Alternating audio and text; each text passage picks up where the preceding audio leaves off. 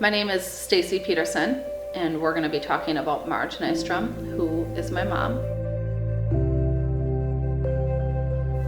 She was diagnosed with liver cancer in January and went through some rigorous chemo treatments initially, hoping that she would be able to get surgery, and the chemo treatments did not take for her and really hindered her quality of life, so she decided to bravely stop chemo and just live her life well. And she succumbed to the cancer in June this year, so it was a short battle, a courageous one for her.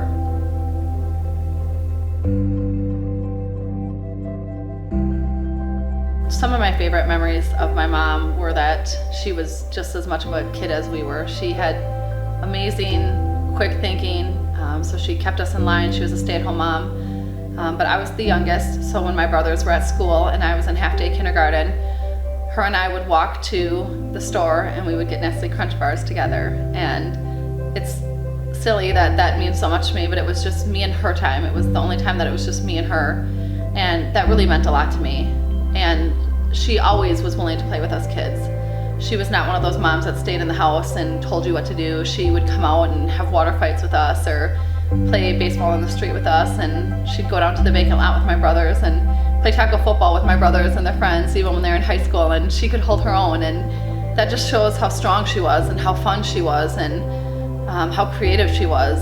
And you know, she always had a really unique discipline for us. So if I stomped up the stairs, she would make me walk up and down the stairs 15 times, and I always thought I was smarter than her, but she always would come right back with something and have another discipline for me. And she was tough. She was small, but she was tough and she was determined. And I admire that about her now as a parent, because I can see how easy that was for her, and I just really respect that about her.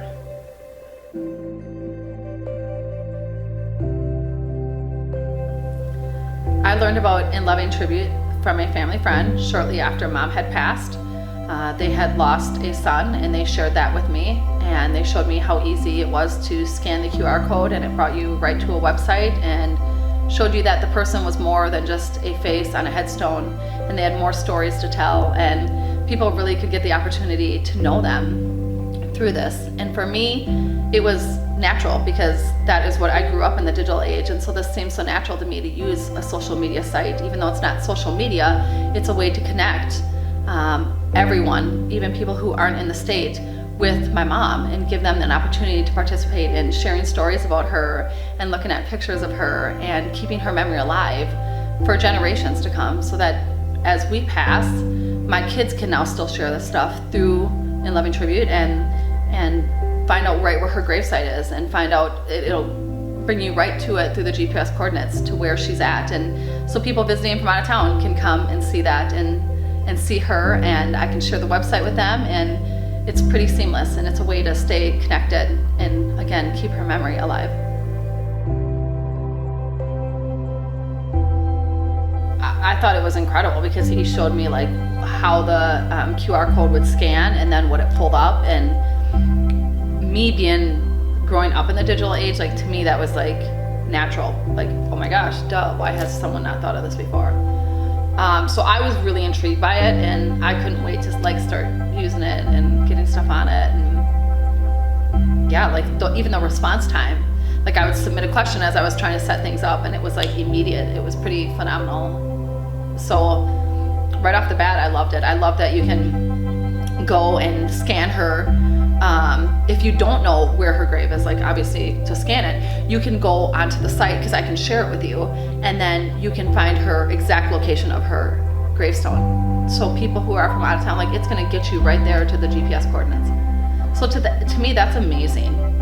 And that's really what brings people together, because even if you look generations later, even after I've passed and my kids are here, someone could ask them, you know, going through Ancestry and things like that, hey, how do I, you know, get a hold of your grandma or something like that? Where's her gravestone? Boom, they can send this, and they might not remember, but they're gonna have the coordinates there. And you know, I just think so many people do these Ancestry tools now and are gonna use something like this a lot. It's natural to me.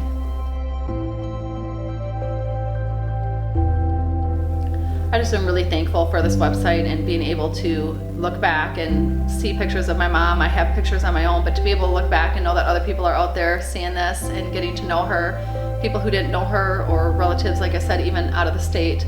But to me, it's never easy to lose someone, and this has been really hard to lose my mom, but to be able to have a site where I feel like it's not just a name on a headstone, and she's more than that, and I feel like we've given her life some justice through this, and being able to bring her back to life a little bit has just made the process a little bit easier for me, because I go in there a lot and I look at her and I think back at some of the things that we did, and I can smile because I see those memories and I know that she's not suffering anymore, and I want people to know that she was more than a name, and she was more than just a mom or a wife. She was a fun person, and she was a strong person, and that's who she was.